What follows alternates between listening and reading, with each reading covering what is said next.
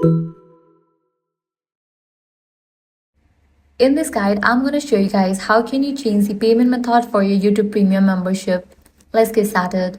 First, launch your YouTube, navigate to the U page, click on the settings icon given at the top right.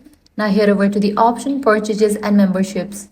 While you can view your membership here, you actually won't be able to change your payment method inside this menu. So what you have to do is close this. For the iOS user, launch your settings, navigate to your Apple ID, then head over to the option Subscriptions. Find and tap on your YouTube Premium subscription. From here, you can either cancel it or go to Payment and Shipping. Now you can add a new credit card or update your billing details. Once done, just tap Done to save your changes.